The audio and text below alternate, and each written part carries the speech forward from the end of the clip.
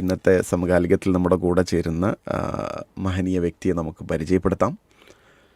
അദ്ദേഹത്തിൻ്റെ വിശേഷങ്ങളിലേക്കൊക്കെ നമുക്ക് പോകാം. തീർച്ചയായിട്ടും ഇന്ന് വളരെ ശ്രോതാക്കൾക്ക് ഗുണപരമായ ഒരു കേൾവി ഇതിലൂടെ ലഭിക്കുമെന്ന് നമ്മൾ പ്രതീക്ഷിക്കുകയാണ് ഇൻഷാ അല്ലാഹ്. തീർച്ചയായിട്ടും അതിൻ്റെ ഒരു കാഷ്വൽ ടോക്കിൽ നമുക്ക് പറയാനുള്ളതെന്ന് പറഞ്ഞാൽ, എനിക്ക് നമ്മുടെ ഇന്നത്തെ ഗസ്റ്റിനെ കുറിച്ച് വളരെ കാലം മുമ്പ് കേട്ടിട്ടുണ്ട്. പക്ഷെ ഇപ്പം മുന്നിലൊന്ന് പരിചയപ്പെട്ടപ്പോഴാണ് അദ്ദേഹമാണ് ഇയാളാണെന്ന് മനസ്സിലായത്. ഏകദേശം ഒരു 20 കൊല്ലത്തിന് മുമ്പ് കേട്ട് പരിചയമുള്ള അല്ലെങ്കിൽ അനുഭവിച്ച കേട്ട വാക്കുകൾ എങ്ങനെയായിരുന്നു എന്നുള്ളതെന്ന് പറയാൻ പറ്റും. അന്നത്തെ പിന്നെ ഈ റെക്കോർഡിംഗ് സിസ്റ്റം, നമുക്ക് ഓഡിയോ കാസറ്റ്, അതുപോലെ കാസറ്റ് ഇല്ലേ, അതുപോലെ കാസറ്റ്, അതാണുള്ള സംഭവം. അന്നൊക്കെ എനിക്ക് തോന്നുന്നു നമ്മളൊരു പ്രിലിമിനറി പഠിച്ചുകൊണ്ടിരിക്കുന്ന ആ ഒരു കാലഘട്ടത്തിൽ പിന്നെ പല അന്നൊക്കെ പറഞ്ഞാൽ 1-2 പ്രാസംഗികന്മാരുടെ സ്ഥിരമുള്ള പ്രസംഗങ്ങൾ കേൾക്കുക. അത് നമ്മളിങ്ങനെ കൂടിയിരുന്ന് കേൾക്കുക. അത് മിക്കവാറും ഈ ഗൾഫിൽ നിന്ന് വരുന്ന സുഹൃത്തുക്കളുടെ ജ്യേഷ്ഠന്മാരോ മറ്റോ കൊണ്ടുവന്ന ഈ ചെറിയ വാക്കി ടോക്കി പോലെ ചെറിയ ഇതുണ്ടല്ലോ, അതിലാ കാസറ്റ് ഇട്ടിട്ട് അമർത്തിയിട്ട് നമ്മളെല്ലാവരും ഇങ്ങനെ ഇരുന്ന് കേൾക്കുക, അതിൽ നിന്ന് പോയിന്റ് എഴുതിയെടുക്കുക. ആ ഒരു സിസ്റ്റമൊക്കെ ഉള്ള ആ സമയത്ത് ഏകദേശം ഒരു 22-23 കൊല്ലം മുമ്പേ, അന്ന് നമ്മുടെ ഇന്നത്തെ അതിഥി ബഹുമാനനായ മുഹമ്മദ് ഹനീഫ് ക, അദ്ദേഹത്തിൻ്റെ മുഹമ്മദ് ഹനീഫ് ഓടക്കൽ അദ്ദേഹം പുത്തൂർ പള്ളിക്കലാണ് അദ്ദേഹം. ഇൻഷാ അല്ലാഹ് നമുക്ക് അദ്ദേഹത്തെ കൊണ്ട് തന്നെ പറയിപ്പിക്കാം. അദ്ദേഹത്തിന് അന്ന് കേട്ട അല്ലെങ്കിൽ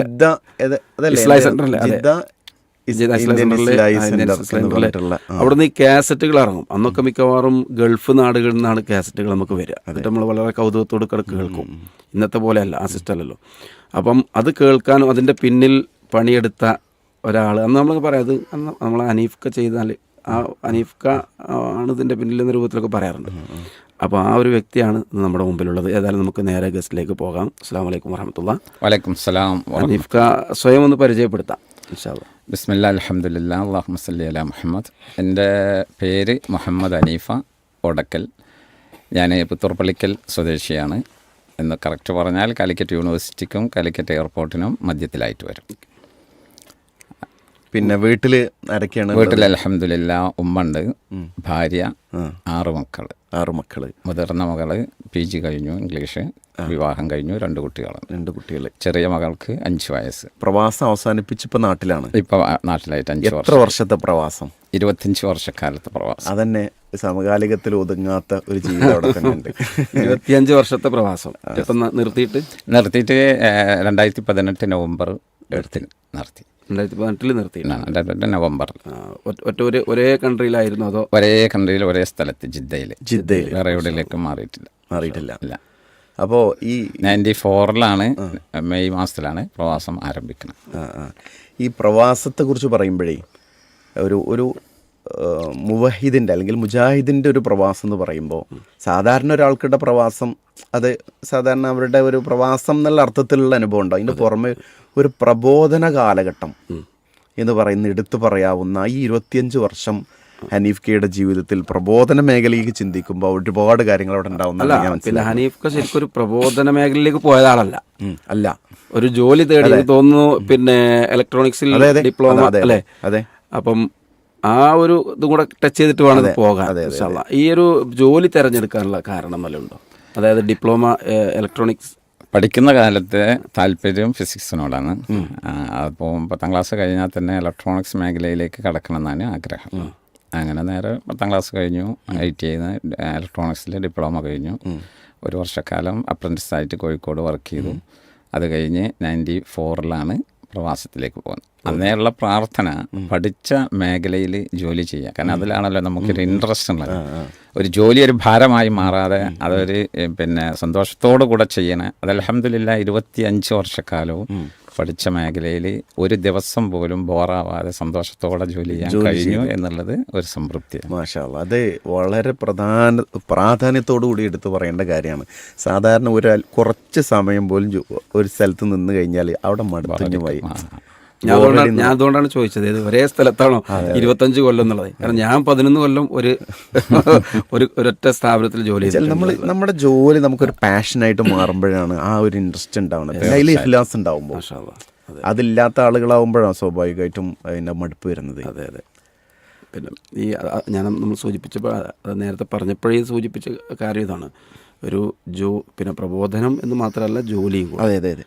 അത് രണ്ടും കൂടെ എങ്ങനെയാണ് കമ്പയർ അല്ല ഞാൻ ചെയ്യുന്നത്? അങ്ങനെ പറയാൻ കാരണം വെച്ചാൽ ഈ നമ്മൾ നേരത്തെ ജിദ്ദ ഇന്ത്യൻ ഇസ്ലാഹി സെൻറ്റർ അതിൻ്റെ പിന്നിൽ ഒരു ശബ്ദമായും പ്രവർത്തനമായിട്ട് നിലകൊണ്ട വ്യക്തി എന്നുള്ള അർത്ഥത്തിൽ ആ കാലഘട്ടവും ഇന്ന് വരെ എന്നുള്ള ആ ഒരു 10-25 വർഷ കാലഘട്ടത്തെ പ്രബോധനം ഗൾഫിലാവുമ്പം കൂടുതലും ആ പ്രബോധനത്തിന് വേറെ തന്നെ ടേസ്റ്റ് ആണല്ലോ. തീർച്ചയായും. അപ്പോൾ അത് കുറേ അനുഭവങ്ങൾ അവിടെ പറയാം. അതിന്റെ ആരംഭം മുതൽ തുടങ്ങിക്കൊണ്ടല്ലേ? അതെ അതെ. കുറേ പറയാണ്ടാവും. അതിനിടയ്ക്ക് ജിദ്ദയിൽ മുഹമ്മദ് റഫീഖ് സുല്ലമിനെ എൻ്റെ അനിയനാണ്. മാഷാ അല്ലാഹ്, അത് പുതിയ അറിവാണ്. റഫീഖ് സുല്ലമി നമ്മളെ അവസാന ഘട്ടത്തിൽ വന്ന ദാഴിയാണ്, വളരെ ഉഷാറായിട്ട് പോകുന്നത്. പിന്നെ ഇതിലെന്താ വെച്ചാൽ നമ്മൾ പിന്നെ ജോലി ചെയ്യുന്ന ആ ഒരു പ്രൊഫഷനെ പരലോകത്തേക്കും പടച്ചവൻ്റെ അടുത്തേക്ക് പ്രതിഫലാർഹമായ നിലക്ക് നമുക്ക് ഉപയോഗിക്കാൻ കഴിഞ്ഞു എന്നുള്ളത് എന്നെ സംബന്ധിച്ചിടത്തോളം വലിയ ഒരു സന്തോഷം തോന്നിയാണ്. കാരണം ഞാൻ ജോലി ചെയ്തത് തന്നെ വേൾഡിൽ തന്നെ ഏറ്റവും ബെസ്റ്റ് സ്റ്റുഡിയോ എക്യുപ്മെൻറ്റ്സിൻ്റെ ടെക്നീഷ്യനായിട്ടാണ്. ആ ഒരു സംവിധാനത്തെ, ആ ഒരു സാഹചര്യത്തെ ഇസ്ലാഹി സെൻറ്ററിൻ്റെ ദഅ്വ മേഖലയിൽ ക്രിയാത്മകമായി ഉപയോഗപ്പെടുത്താൻ പറ്റി എന്നുള്ളത് ഇന്നും പിന്നോട്ട് തിരിഞ്ഞു നോക്കുമ്പോൾ വലിയ അമേരിക്കൻ കമ്പനിയായിരുന്നു. അമേരിക്കൻ ജപ്പാനും കൂടിയുള്ള സംയുക്തമായിട്ടുള്ള കമ്പനി. പ്രൊഫഷണലായിട്ടുള്ള മുഴുവൻ സ്റ്റുഡിയോയിൽ ഉപയോഗിക്കുന്നത് ആ ബ്രാൻഡ് മെഷീനാണ്. മാഗ്നറ്റിക് ടൈപ്പ് റെക്കോർഡിങ് അന്നത്തെ കാലത്തുള്ള, അതേപോലെ വീഡിയോ VHS കാസറ്റുകൾ, TMD എന്ന സംവിധാനത്തിലൂടെയുള്ള റെക്കോർഡിങ്. അപ്പോൾ ഇസ്ലാഹി സെൻറ്ററിനെ സംബന്ധിച്ചോളം അന്ന് ക്ലാസ് കഴിഞ്ഞാൽ അത് റെക്കോർഡ് ചെയ്ത് ജനങ്ങളിലേക്ക് എത്തിക്കുക.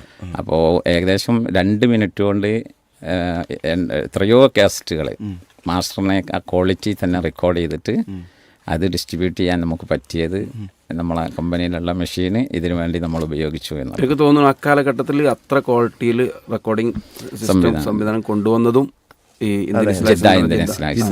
മറ്റുള്ള ഇപ്പോൾ ദുബൈയൊക്കെ മികച്ചു നിൽക്കുന്നുണ്ടെങ്കിലും ഇപ്പം മികച്ചു നിൽക്കുന്നുണ്ടെങ്കിലും അതിൻ്റെ കാരണം എത്രയോ മുമ്പേ അല്ലേ? തീർച്ചയായും. അതിൻ്റെ കാരണം ഇതാണ്, നമ്മൾ ഏത് മേഖലയിൽ ജോലി ചെയ്യുന്നോ അതിനെ നമ്മൾ ഈ മേഖലയിൽ ഉപയോഗപ്പെടുത്തിയപ്പോൾ കിട്ടിയ, കാരണം അത്രയും നല്ല റെക്കോർഡിംഗ് ക്വാളിറ്റിയുള്ള മെഷീന്, അതേപോലെ അതിനോടുള്ള താല്പര്യം, പിന്നെ വേൾഡിൽ ഇലക്ട്രോണിക്സിൽ നടക്കുന്ന അപ്ഡേഷനെ കുറിച്ചുള്ള നമ്മൾ ശ്രദ്ധിച്ചുകൊണ്ട് അത് ഈ മേഖലയിൽ ഉപയോഗിക്കുക എന്നുള്ളിടത്താണ് അതിൻ്റെ പ്രത്യേകത ഉള്ളത്. ഇപ്പം ബഹുമാനനായ ഹാരിസ് മൗലവി ആ കാലഘട്ടത്തിൽ പിന്നെ അദ്ദേഹം ജിദ്ദയിൽ വന്നപ്പോൾ 1 മാസക്കാലം അവിടെ നിർത്തി. ഞങ്ങൾ പിന്നെ റെക്കോർഡിങ് ആരംഭിച്ചു. ഞാൻ റെക്കോർഡ് ചെയ്യും, മൗലവി പ്രസംഗിക്കും. രാത്രി എൻ്റെ ജോലിയൊക്കെ കഴിഞ്ഞ് 11 മണിക്ക് ആരും ഉണ്ടാവില്ല, ഓഡിയൻസ് ഒന്നുമില്ല. ഈ ഒരു സ്റ്റുഡിയോ റെക്കോർഡിങ്ങിൻ്റെ ഒരു കൺസെപ്റ്റ് തന്നെ ശരിക്ക് അവിടെ തുടങ്ങുകയാണ്. റേഡിയോ അല്ലേ? അത് ശ്രോതാക്കൾ പ്രത്യേകം ശ്രദ്ധിക്കുക. ഒരു 8-9 വിഷയങ്ങൾ ഞങ്ങളന്ന് അവിടെ മാതാപിതാക്കളുള്ള കടമ, സന്താനങ്ങളോടുള്ള കടമ, ടൈറ്റിൽ 8 വിഷയങ്ങൾ രാത്രിയിൽ സ്റ്റുഡിയോ റെക്കോർഡിങ് മാത്രമായിട്ട്. പിന്നെ അതുപോലെ തന്നെ അന്ന് നമ്മൾ ഈ ഓഡിയോ ടേപ്പാണല്ലോ, CD-യിലേക്ക് കടക്കുന്ന ഒരു സമയം. പിന്നെ ഈ മെഷീനറി ഉപയോഗിച്ചുകൊണ്ട് തന്നെ ഇപ്പോൾ ഉദാഹരണത്തിന് നമ്മൾ ഇസ്ലാഹി സെൻറ്റർ മലിക് സൗദിന് പിൻവശത്തുള്ള പുതിയ ഇസ്ലാഹി സെൻറ്റർ, അവിടെ ക്ലാസ് കഴിഞ്ഞ് പള്ളിയിൽ പോയി ഇശാ നമസ്കാരം കഴിഞ്ഞ് തിരിച്ച് സെൻറ്ററിലേക്ക് വരുമ്പോഴേക്കിന് ആ ഒരു കുറഞ്ഞ സമയത്തിൻ്റെ ഉള്ളിൽ അവിടെ കൂടിയ ആളുകൾക്കൊക്കെ അന്ന് സംസാരിച്ച CD വിതരണം ചെയ്യാൻ നമുക്ക് സാധിച്ചു. കാരണം എൻകോഡിംഗ് ഒക്കെ കഴിഞ്ഞ് എത്രയും പെട്ടെന്ന് കൊടുക്കാൻ പറ്റുന്നത് ഈ ആ ഒരു, അന്ന് നാട്ടിലൊന്നും അതിനെക്കുറിച്ച് ആലോചിക്കാനോട് പറ്റില്ല. പ്രധാനത്തിന് നിച്ചോപ്രത്തിൻ്റെ വീഡിയോകൾ തന്നെ CD-യിലേക്ക് കൺവേർട്ട് ചെയ്യുന്നതൊക്കെ അന്ന് തുടങ്ങിയിട്ട് പോലില്ല. പിന്നെ സലഫിയുടെ മാതൃമതികൾ, പരലോകം, തൗഹീദ്, ഹുസൈൻ സലഫിയുടെ മുഴുവൻ ആൽബങ്ങളും ലോകത്തിന്റെ വലിയൊരു ശൃംഖലയുണ്ട്. അത് MP4-ലേക്കും MP3-ലേക്കൊക്കെ മാറ്റാനും അത് തന്നെ ശരിക്ക് ജോലി കഴിഞ്ഞ് സെൻറ്ററിലെത്തിയാൽ രാത്രി വരെ ഇത് തന്നെ പണി. അപ്പോൾ അൽഹംദുലില്ലാ അങ്ങനെ ഒരുപാട് ശരിക്ക് പ്രബോധന രംഗത്ത് വിദേശത്തുള്ള ഉള്ളൊരു ഗുണം എന്താണെന്ന് വെച്ചാൽ ഇപ്പോൾ ജിദ്ദയിൽ നിന്ന് ഒരു CD പിന്നെ റിലീസ് ചെയ്താൽ അത് കന്യാകുമാരി മുതൽ കാസർഗോഡ് വരെ എത്താൻ വളരെ ഈസിയാണ്.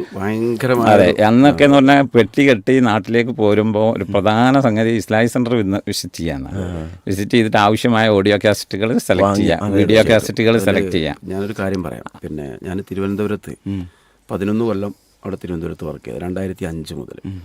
അപ്പോൾ ഈ അനീഫ് ഈ പറഞ്ഞ സംഭവം ഉണ്ടല്ലോ, പല ആളുകളും ഗൾഫിൽ നിന്ന് വരുമ്പോൾ എൻ്റെ ഈ പീസ് റേഡിയോ കേൾക്കുന്നുണ്ടെങ്കിൽ തീർച്ചയായിട്ടും എൻ്റെ 1-2 സുഹൃത്തുക്കൾ ഇപ്പോൾ അത് ആ ഒരു അനുഭവം അവരുടെ മനസ്സിൽ വരുന്നുണ്ടാവും. അവർ ഹുസൈൻ സലഫിയുടെ ആരാവട്ടെ 1-2 ആളുകളുടെ പ്രസംഗങ്ങൾ അവിടെ കേട്ട് ഈ ഒരു ആദർശം സ്വീകരിച്ച് വളരെ വലിയ ഒരു അനാചാരം അല്ലെങ്കിൽ ഇബാദത്ത് പോലും ഇല്ലാതെ നടന്നിരുന്ന കാലഘട്ടം ഉണ്ടായിരുന്നു അവർക്ക്. പ്രത്യേകിച്ച് ഗൾഫ് എന്ന് പറയുമ്പം ഇവിടെ നിസ്കരിച്ചിട്ടില്ലെങ്കിലും ചോദിക്കാനും പറയാനൊന്നും ആരുമില്ലല്ലോ. അങ്ങനെ ചോദിക്കാനും പറയാനൊന്നും ആരുമില്ലടേ എന്ന് പറയാം. ആ ഒരു കാലഘട്ടത്തിൽ അവർക്ക് കിട്ടിയ ഒരു CD, ഏറ്റവും വലിയ ഒരു CD, ആ CD അവരെ മാറ്റിമറിച്ച് ജീവിതമാസകലം, അതായത് അവരുടെ ഭൗതിക ജീവിതം ആവട്ടെ അതുപോലെ തന്നെ ആത്മീയ ജീവിതം ആവട്ടെ മാറ്റിമറിച്ചവരെന്ത് ചെയ്ത് ആ CD-യുടെ ഒരു കെട്ട് കൊണ്ടാണ് അദ്ദേഹത്തിന് തിരുവനന്തപുരത്തേക്ക് വരുന്നത്. അദ്ദേഹം എന്തല്ല സലഫി പ്രവർത്തകനോ ഒന്നുമല്ല.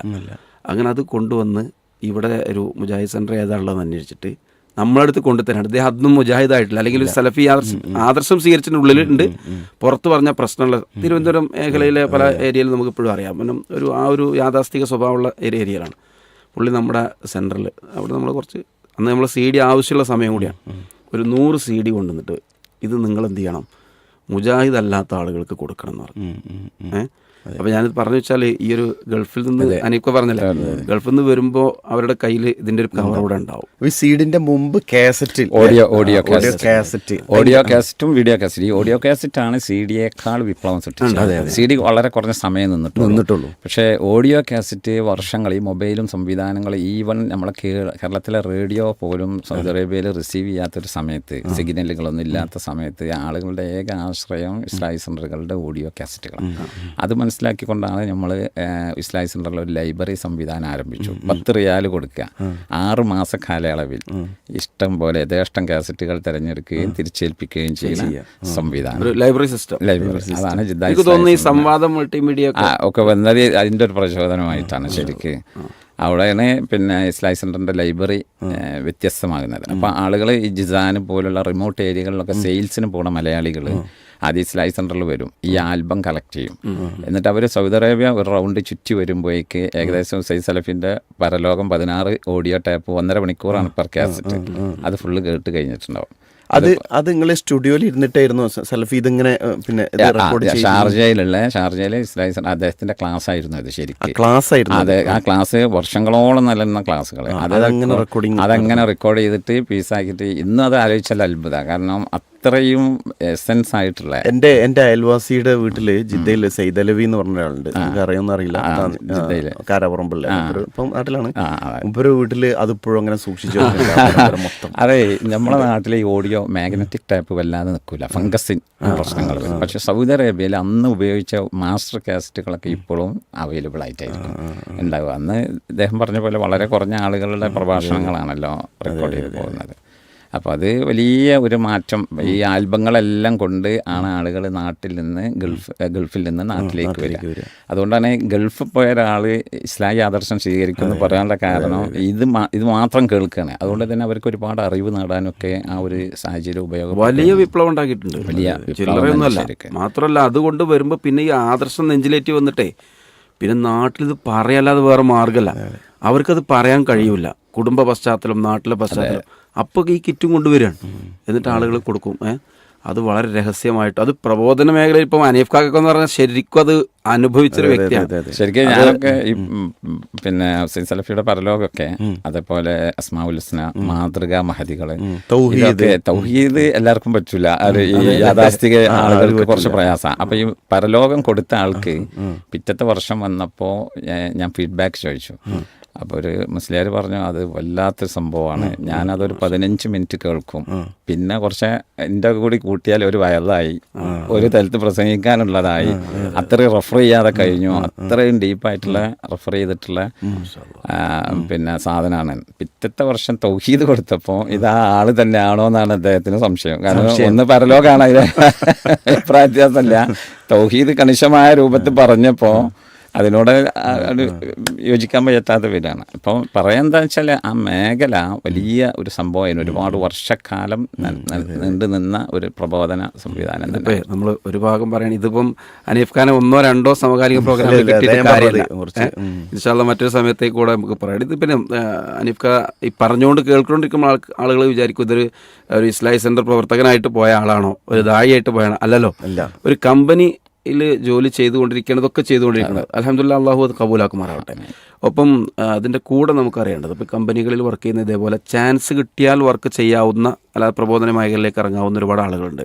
പക്ഷേ കമ്പനിയിലേക്കൊക്കെ കയറിനോട് കൂടെ ഇസ്ലാമിക അടയാളങ്ങൾ, ഉദാഹരണം താടി, അങ്ങനെയുള്ള എന്നുണ്ടല്ലോ ഇപ്പം വേഷത്തിൽ തന്നെ പുരുഷനെ സംബന്ധിച്ചിടത്തോളം നിര്യാണിക്ക് താഴെ വേഷം പലതും വരാൻ പാടില്ല. വിട്ടുവീഴ്ച ചെയ്യേണ്ടി വരുന്ന അവസ്ഥ ഉണ്ടാകുന്നു പല ആളുകൾക്ക്. അതെ, ചില ആളുകൾ നിർബന്ധിതാവസ്ഥയിൽ ചെയ്യുന്ന കുറേ ആളുകൾ. പക്ഷെ ആ നിർബന്ധിതാവസ്ഥയിലും നമ്മളെ നിർബന്ധ കാര്യങ്ങൾ ഒഴിവാക്കാൻ പാടില്ല. ഇപ്പോൾ പിന്നെ വേഷത്തിൽ നമ്മളെ വസ്ത്രം പാൻ്റാവട്ടെ തുണിയാവട്ടെ താഴേക്ക് വരാൻ പാടില്ല, നിര്യാണിക്ക് താഴെ വരാൻ പാടില്ല എന്നുള്ളത് അത് ഞാൻ നിർബന്ധിതാവസ്ഥയിൽ ചെയ്തതാണെന്ന് പറയാൻ പറ്റില്ല. അപ്പം എന്നാൽ ഈ താടി പോലുള്ള വിഷയങ്ങൾ പോലും അതിനേക്കാൾ ശക്തമായി ഞാൻ ഇസ്ലാമാണ് മുസ്ലിമാണ് എന്ന് ഐഡൻറ്റിഫൈ ചെയ്യാൻ വേണ്ടിയിട്ട് തന്നെ ഞാനതാണ് എന്ന് പറയാൻ വേണ്ടിയിട്ട് തന്നെ പിന്നെ ഇതിനൊക്കെ പണിയെടുക്കുന്ന ആൾക്കാരുണ്ട്. അപ്പം എനിക്ക് തോന്നുന്നു അങ്ങനത്തെ എന്തെങ്കിലും അനുഭവങ്ങൾ അനീഫ്ക്ക് ഉണ്ടായിട്ടുണ്ടോ ഈ ഒരു വിഷയത്തിൽ, ഈ വേഷവുമായി ബന്ധപ്പെട്ട് ഞാനൊരു ആ ഒരു ഇതിൽ? അതായത് ഇതാണ് ചോദിക്കേണ്ടത്, പ്രവാസ ജീവിതത്തിൽ കമ്പനികൾ ജോലി ചെയ്യുമ്പോൾ അവിടെ ഇസ്ലാമിനെ മുന്നോട്ട് കൊണ്ടുപോകുന്നിടത്ത് പല പ്രതിസന്ധികൾ വന്നിട്ടുണ്ടല്ലോ, അതെങ്ങനെ നിങ്ങൾ തരണം ചെയ്ത് എന്നുള്ളതാണ്. അൽഹംദുലില്ലാ, എനിക്കതിൽ പറയാനുള്ളത് വളരെ സന്തോഷമാണ്. കാരണം ആദ്യം നമ്മൾ സന്തോഷത്തോടു കൂടി ലോകത്ത് കുറ്റമറ്റ ഒന്നാണ് ഞാൻ ഉൾക്കൊണ്ടിട്ടുള്ളത് എന്നുള്ളൊരു ബോധം നമുക്കുണ്ടെങ്കിൽ. ഇപ്പോൾ ഉദാഹരണത്തിന് ഞാൻ 19 വർഷം ഈ ഓഡിയോ ഡബ്ബിംഗ് മേഖലയിലാണ് ജോലി ചെയ്തതെങ്കിൽ പിന്നെ മാഗ്നറ്റ് ടൈപ്പൊക്കെ എക്സ്പയർ ആയിപ്പോയല്ലോ, കാലം കഴിഞ്ഞപ്പോൾ ഞാൻ പിന്നെ വർക്ക് ചെയ്തത് ഏകദേശം 8 വർഷത്തോളം നെസ്ലെ പ്രൊഫഷണലിലാണ്. അതിലേക്ക് ഞാനൊരു ഇൻ്റർവ്യൂക്ക് ചെന്നപ്പോൾ എൻ്റെ ഈ 19 വർഷത്തെ ഇലക്ട്രോണിക്സ് ടെക്നിക്കൽ എക്സ്പീരിയൻസ് അവർക്ക് ഇഷ്ടപ്പെട്ടു. പക്ഷേ എൻ്റെ ഈ വലിപ്പമുള്ള താടി അന്നുണ്ട്. ഈ ഹൈജീൻ്റെ വിഷയത്തിൽ നെസ്ലെ യാതൊരു പിന്നെ വിട്ടുവീഴ്ച ഉണ്ടാവില്ല. അപ്പോൾ അതിൻ്റെ മിഡിൽ ഈസ്റ്റ് മാനേജറായിട്ട് സംസാരിച്ച് അദ്ദേഹം എന്നോട് പറഞ്ഞു, എന്തിനാണ് ഇത്ര വലിയ താടി വെക്കുന്നത്? അല്ല, അത് പറയുന്നതിന് മുമ്പ് ശ്രോതാക്കൾ മനസ്സിലാക്കണം, ആ കമ്പനിയിൽ ഒരാൾ പോലും താടി വെക്കുന്നവരുണ്ടാൻ പാടില്ല, അത്രയും സ്ട്രിക്റ്റ് ആണ്. അങ്ങനെ ഏത് വന്നു കഴിഞ്ഞാലും അവരെ തള്ളിക്കളയും, സ്വീകരിക്കൂല. അവിടേക്കാണ് അനീഫ്ക ചെല്ലുന്നത്. ഈ ഒരു 19 വർഷത്തെ എക്സ്പീരിയൻസ് തള്ളിക്കളയാനും എന്നിട്ട് അപ്പോൾ അദ്ദേഹം പിന്നെ അപ്പം ഞാൻ പറഞ്ഞു, ഞാൻ എത്രാമത്തെ വയസ്സിൽ താടി വെച്ചിട്ടുണ്ട്. അതിൻ്റെ കാരണം ഇന്നതാണ്. റസൂലുള്ളാഹി സ്വല്ലല്ലാഹു അലൈഹി വസല്ലം നമ്മളെ മനുഷ്യ ശരീരത്തിലെ ഏറ്റവും നല്ല ഫിത്രത്തോടു കൂടി അള്ളാഹു നമ്മളെ സൃഷ്ടിച്ചു. എന്താണോ നമ്മുടെ ശരീരത്തിൽ നിന്ന് നീക്കേണ്ടത് എന്നത് മെസ്സഞ്ചർ മുഹമ്മദ് സ്വല്ലല്ലാഹു അലൈഹി വസല്ലം അവൾ പറഞ്ഞിട്ടുണ്ട്. അപ്പോൾ അതിൻ്റെ അടിസ്ഥാനത്തിലാണ് ഞാൻ താടി വെച്ചത്. പിന്നെ എൻ്റെ പഠനത്തിൽ മെയിലും ഫീമെയിലും കമ്പയർ ചെയ്യുമ്പം ദൈവം പിന്നെ മെയിലിന് തന്നെ ഒരു സംവിധാനമാണത്, അതൊരിക്കലും സ്ത്രീകൾക്ക് ഇല്ല.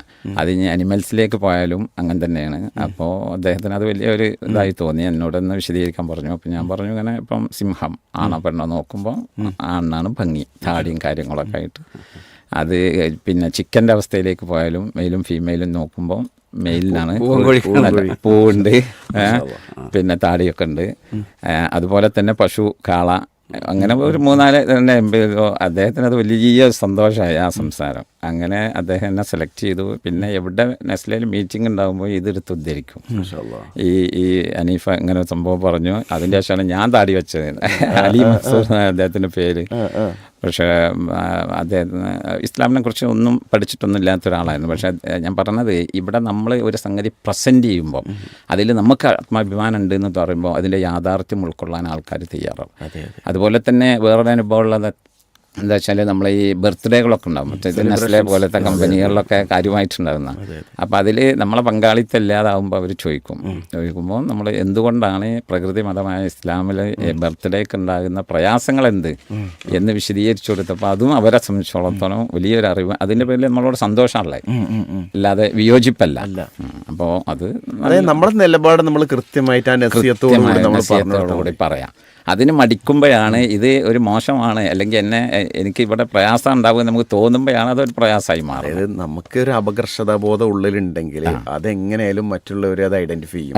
ഉറപ്പായിട്ടും മുതലാക്കും. അതെ അതെ അതെ. അല്ല, നമ്മളാവാൻ നോക്കിയാൽ മതി അല്ലേ, മറ്റുള്ളൊരാൾ അല്ല ആ ഒരു സംഭവം ചെയ്യും. അപ്പോൾ ഈ ആഘോഷ സമയങ്ങളിലൊക്കെയും ഈ ഒരു വിഷയം വരാറുണ്ട്. പ്രത്യേകിച്ച് ഈ നമ്മൾ കോവർക്കേഴ്സ് ആയിട്ടുള്ള ആളുകളൊക്കെ, എല്ലാ മതപ്പെട്ട ആളുകളുണ്ടാവും, അവർക്ക് അവരുടേതായിട്ടുള്ള ആഘോഷങ്ങൾ, പ്രത്യേകിച്ച് ഇപ്പോൾ ഈ കാലഘട്ടം സെലിബ്രേഷൻസിൻ്റെ കാലഘട്ടത്താണ്. അത് നടത്തിയിട്ടില്ലെങ്കിൽ എന്തോ പ്രശ്നമാണ്. കുട്ടികൾ ബർത്ത്ഡേ കേക്ക് കൊണ്ടുവരിക, മിഠായി കൊണ്ടുവരിക, സ്കൂളിലൊക്കെ ഇപ്പം സലാമാഷൊക്കെ ശരിക്കും അനുഭവിക്കൊണ്ട് ഉണ്ടാവും. അതുപോലെ തന്നെ ഈ ഏതെങ്കിലും മതാഘോഷങ്ങൾ ഉണ്ടാവും, അതും ഇതിലേക്ക് കൊണ്ടുവരിക. അപ്പോൾ നമ്മൾ മാറി നിൽക്കുമ്പോൾ അത് എന്തുകൊണ്ട്, അത് ഞാൻ ഇന്നതാണെന്ന് പറഞ്ഞാൽ മതി, അവർക്കൊരു പ്രശ്നം ഉണ്ടാവില്ല. നേരെ മറിച്ച് അവിടെയും കൂടെ എവിടെയും കൂടെ എന്നുള്ളതാണ്. അതാ നിലപാടാണ് നമ്മൾ മാറ്റേണ്ടത്. ശരിക്കും നമ്മൾ ഉൾക്കൊണ്ടത് വലിയൊരു ആദർശമാണ്. ഇത് പിന്നെ പ്രായോഗികമായതാണ് എന്നുള്ളത് നമുക്ക് ബോധ്യം ഉണ്ടെങ്കിൽ അത് ആരുടെ മുന്നിലും നമുക്ക് അവതരിപ്പിക്കാൻ പറ്റും. അതെ അതെ അതെ. പിന്നെ അനീഫ്ക, ഈ ഒരു 25 വർഷത്തെ പ്രവാസത്തിനിടയിൽ നിന്ന് നാട്ടിൽ ജീവിക്കുന്ന പീസ് റേഡിയോ ശ്രോതാക്കളായിട്ടുള്ള ആളുകളോട് നമുക്ക് എന്താ ഒരു നിങ്ങളുടെ ഒരു ജീവിതാനുഭവത്തിൽ നിന്നൊരു സന്ദേശം പറഞ്ഞു കൊടുക്കാൻ പറ്റി എന്താ ഉണ്ടാവുക?